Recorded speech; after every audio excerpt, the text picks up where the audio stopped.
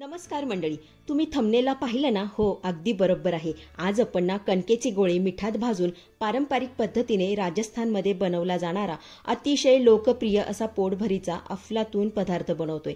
चवीला एकदम जबरदस्त. रेसिपी आवडल्यास एक लाईक नक्की करा. चला तर मग वेळ न घालवता लगेचच रेसिपीला सुरुवात करूया. त्यासाठी इथं मी अर्धी वाटी रवा घेतलेला आहे. आता रवा तुम्ही जाडसर सुद्धा घेऊ शकता किंवा बारीकवाला रवा घेतला तरी सुद्धा चालेल. आपण आता हा रवा ना परातीमध्ये काढून घेऊया. आता ह्या रव्यामध्ये आपल्याला 1 वाटी पाणी घालायचंय. आता हा रवा आपल्याला पाण्यामध्ये चांगला मिक्स करून घ्यायचा आहे आणि 10 मिनिटं याला चांगलं भिजू द्यायचंय.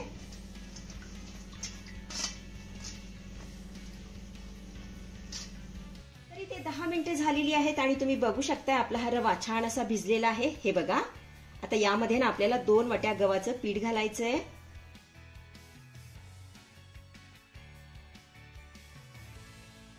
त्यानंतर अर्धा चमचा यामध्ये आपण ओवा घालूया. त्यानंतर 2 चिमूटभर यामध्ये आपल्याला खायचा सोडा घालायचा आहे. सोबतच चवीपुरतं मीठही घालूया. त्यानंतर 1 चमचाभर यामध्ये आपल्याला नॉर्मल तेल घालायचंय. आता हे सर्व साहित्य आपल्याला चांगलं एकजीव करून घ्यायचंय. हे छान असं मिक्स करून घेऊया.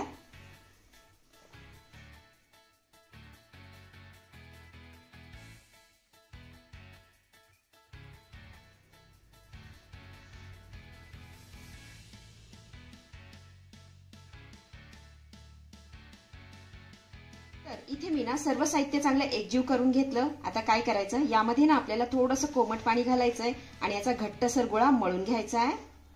पाणी आपल्याला अगदी थोडं थोडं करूनच घालायचंय. हे छान मळून घेऊया.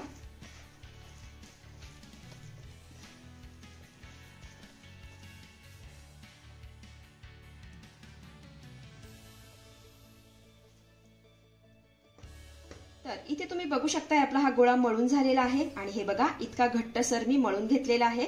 आता यावर ना आपल्याला झाकण ठेवायचंय आणि हा गोळा 10 मिनिटं चांगला मुरू द्यायचा आहे. त्यानंतर इथं मी मध्यम आकाराचे 4 उकडलेले बटाटे घेतलेले आहेत आणि त्यावरची सालही काढून टाकलेली आहे. तर सर्वात अगोदर हे बटाटे ना आपण मॅश करून घेऊयात.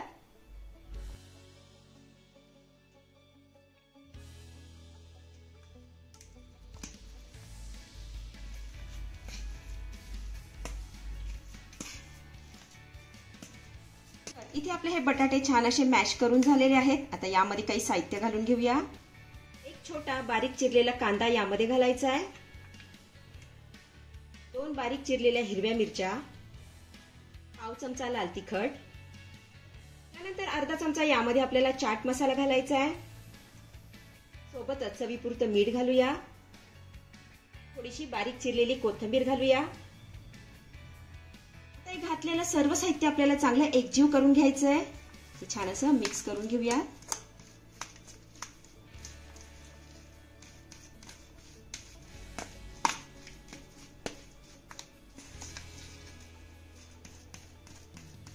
तर इथे आपलं सर्व साहित्य छान असं एकजीव करून झालेलं आहे. तर आपला हा बटाट्याचा मसाला बनवून तयार झालेला आहे. थोड्या वेळासाठी आपण हा बाजूला ठेवूया. त्यानंतर इथं मी 1 वाटी ताजं फ्रेश असं दही घेतलेलं आहे. आता हे दही ना आपण मिक्सरच्या भांड्यात काढून घेऊया. त्यानंतर 1 ते 1.5 चमचा बेसन पीठ यामध्ये घालूया. त्यानंतर 1 चमचा लसूण घातलेल्या हिरव्या मिरचीचा ठेचा घालायचा आहे. पाव चमचा हळद, चवीपुरतं मीठ घालूया. त्यानंतर 2 वाट्या पाणी यामध्ये घालायचंय आणि मिक्सरला फिरवून घ्यायचंय.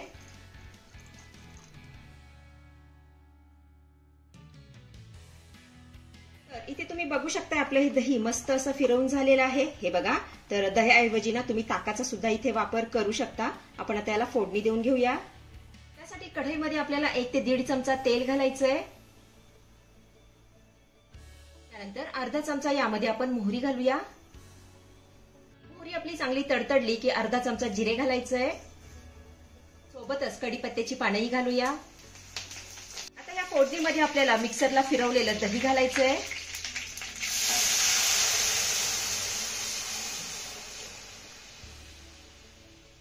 वरनं थोडंसं पाणी घालूया. कढीला ना मस्त अशी उकळी आणायची आहे.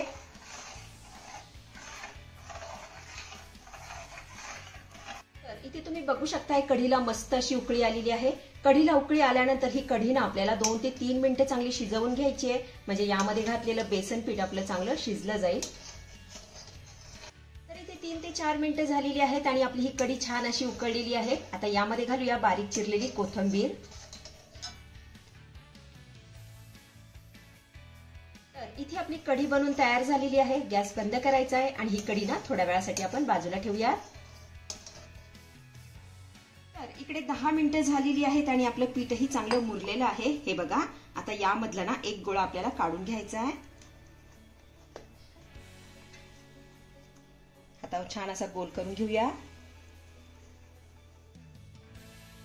त्यानंतर याची आपल्याला ना वाटी तयार करायची आहे. हे बघा, अशा पद्धतीने आपण मोदकाला करतो ना, अगदी त्या पद्धतीने वाटी तयार करायची आहे.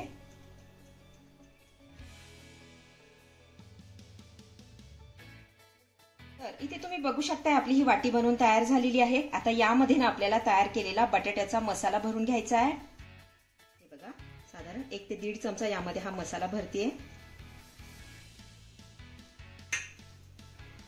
त्यानंतर याच्या कडानं आपल्याला जुळवून घ्यायच्यात अशा पद्धतीने.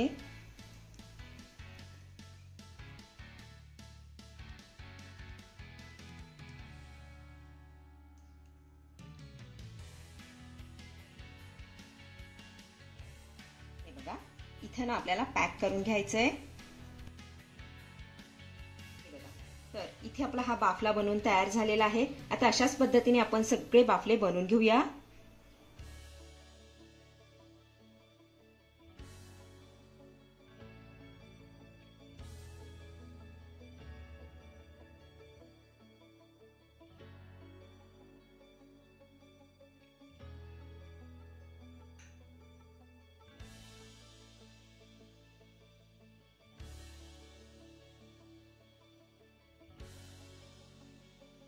तर इथे आपले सगळे बाफले बनवून तयार झालेले आहेत. आपण आता हे भाजून घेऊया.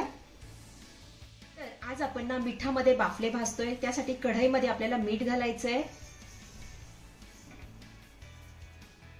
तर अगोदर ना हे मीठ आपल्याला चांगलं गरम करून घ्यायचंय.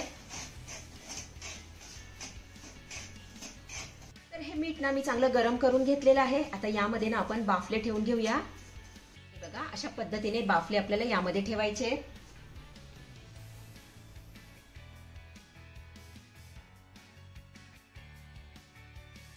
बाफले आपले मिठामध्ये ठेवून झाले की गॅसची फ्लेम आपल्याला मीडियम करायची आहे आणि 5 मिनिटांसाठी यावर आपल्याला झाकण ठेवायचंय.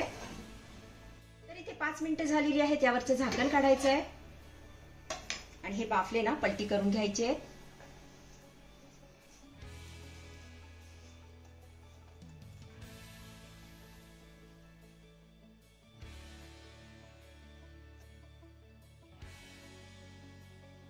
बाफले आपले पलटी करून झाले की पुन्हा यावर आपल्याला 5 मिनिटांसाठी झाकण ठेवायचंय. पुन्हा 5 मिनिटांनंतर यावरच मी झाकण काढतेय. त्यानंतर हे बाफले ना आपल्याला पुन्हा आलटी पलटी करून घ्यायचे. अशाच पद्धतीने हे मस्त असे खरपूस खमंग भाजून घ्यायचे.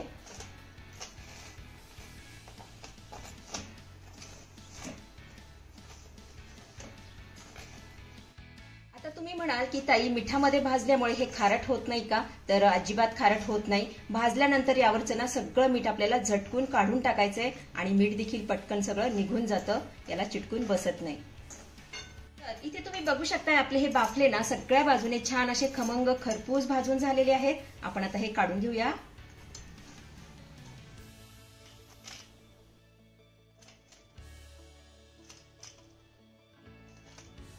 हे बाफले गरम असताना यावरचं सगळं मीठ आपल्याला खरडून काढून टाकायचंय. हे बघा, अगदी आरामात निघतंय, अजिबात चिटकून बसत नाही.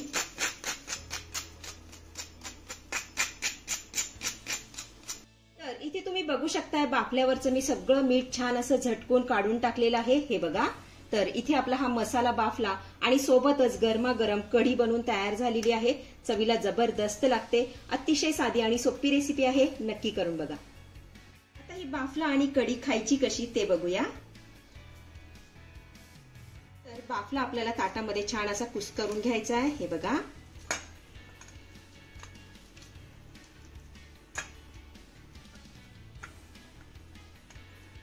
त्यानंतर यावर घालूया कढी.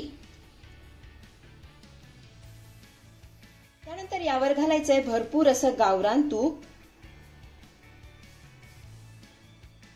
त्यानंतर ही कढी ना मस्त अशी चुरून याचा कांद्यासोबत मस्त असा आस्वाद घ्यायचा आहे. तर मंडळी, कशी वाटली आजची रेसिपी? आवडली आहे का तुम्हाला? आवडली असेल तर लाईक करा, शेअर करा, सबस्क्राईब करा आणि हो, शेजारीच असलेलं घंटीचं बटन दाबून ऑलवर क्लिक करा, जेणेकरून माझ्या येणाऱ्या नवीन रेसिपींचं नोटिफिकेशन सर्वात आधी तुम्हाला दिसेल. धन्यवाद.